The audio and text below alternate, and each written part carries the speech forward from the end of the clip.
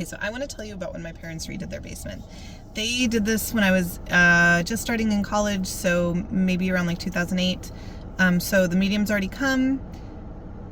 We're starting to talk to people about the experiences we have in the house, but we are doing it kind of as if somebody opens the door to talk about the paranormal, we'll walk through it and talk about our experiences. The guy who redid my parents' basement is their friend. My dad and him still speak. They traveled together, all this other stuff. So it's kind of crazy that it led to like him working on the basement for him to finally say something to my parents. At this point, he had already redone their entire back deck. He'd redone the kitchen, several bathrooms, and he had had experiences doing all of these things, but he never said anything. And he never said anything because he didn't know how we felt about it. And also, like, it was like a burgeoning friendship / kind of a work client relationship, and he just didn't want to, risk any of that talking about it. So basically, when they redid the basement, they took everything down to the studs. They even redid the stairs and completely like turned the playroom into like a bar and entertainment area with a custom bar. They turned my old bedroom into my dad's art studio, and then they completely like blew out the bathroom and extended it, made it bigger, and it ended up being like my dad's special bathroom. He'd go down 2 flights of stairs to take a shower in there, which I always thought was really cute. But one of the first things that happened after demolition was that they had to take all the drywall off around everywhere, the interior drywall. And so they got to the foundation base of the fireplace that was on the main floor. And there were some bricks like missing, or from what I understand, there was like a hole in the bricks. And he was just peering in there with a flashlight to see, making sure they didn't have to completely remortar and brick the foundation of the fireplace, which would have cost a ton of money. And while he was doing that, he found a little Duplo character.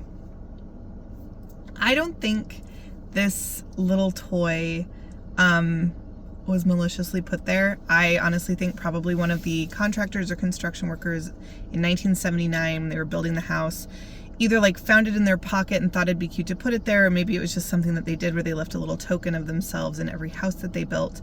But that's where I think it came from. I don't think it came from any previous owners. I do think it came from an original builder of the home, just because of where it was, like behind drywall and kind of like in the foundation of the fireplace. So anyway, so he took it out, he like put it on a windowsill and was like, oh, I'll have to just show the Mr. and Mrs. this character and like just tell them where I found it and like, haha, it'll be funny. Didn't get a chance to show them the whole day, went home, came back. Remember, he left it on the windowsill, so there's like a whole wall of the basement that's just windows and like a sliding glass door, and then everything else is an actual basement where it's like ground facing.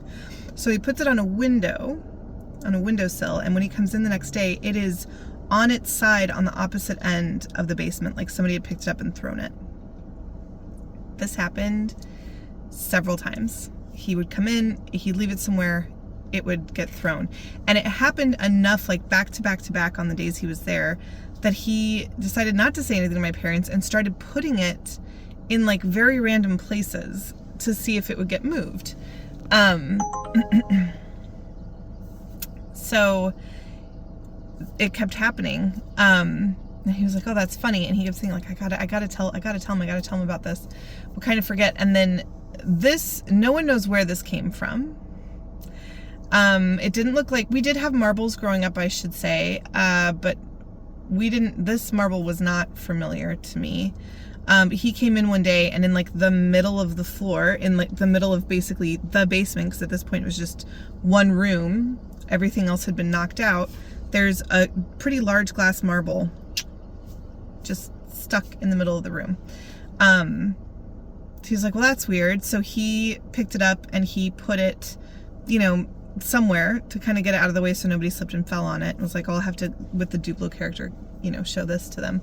Like went to lunch, came back, and it had been very obviously moved. I'm not sure how. I don't remember that part of when he told this story, but it had very obviously been moved. And it got to the point where he started at night, he was leaving either those things together or separate, and he would like put the marble he had an aluminum ladder. So aluminum ladders, at least in the United States, they have to have these like metal, like almost millimeter tall treads on them in order to make sure your feet have, like, your shoes are gripping on something when you're crawling up and down them. And so he would place the marble like in the grooves of those treads, and he would come back, and not only would the marble have moved, but it would have like moved up or down a rung or two. It would be like on a different rung, or it would be moved somewhere else. And like, because it was in these grooves, it would have to have been picked up, and obviously if it's going up a rung, it has to be picked up and moved. And that's when he decided that, oh, none of this is paranormal, even though he'd had some like bad feelings and like noises and stuff doing previous work on my parents' house. But it was when that happened that he was like, they're fucking with me. They're messing with me.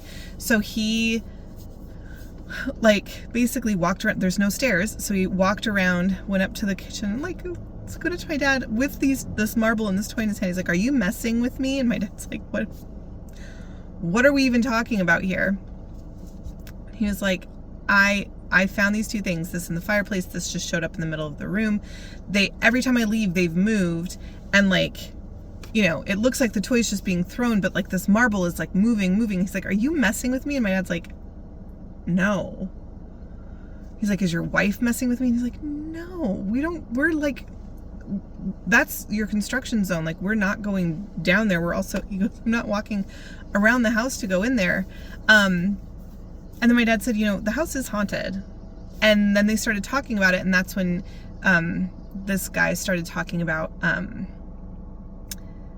all of his experiences. So that's when they realized, like, he's experienced stuff for years there. He's like heard things.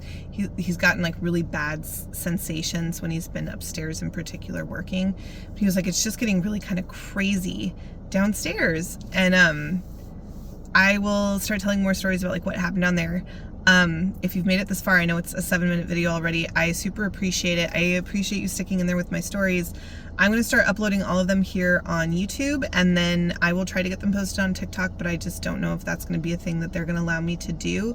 I'm hoping to set up an Instagram and a Facebook, but I've got some like, there's just some stuff happening to the side with like going through the process of divorce where I'm a little bit hesitant to start any sort of accounts on there right now. These are, TikTok and YouTube is just a little bit more easier to kind of control who sees and who doesn't see. So, but yeah, thanks for sticking in. If you found me on YouTube, I also have a TikTok account. It's the same username, at Viking Barbecue, where I tell other spooky stories. I'm working on uploading them here, and I'm hoping to be able to start banging out more of these stories.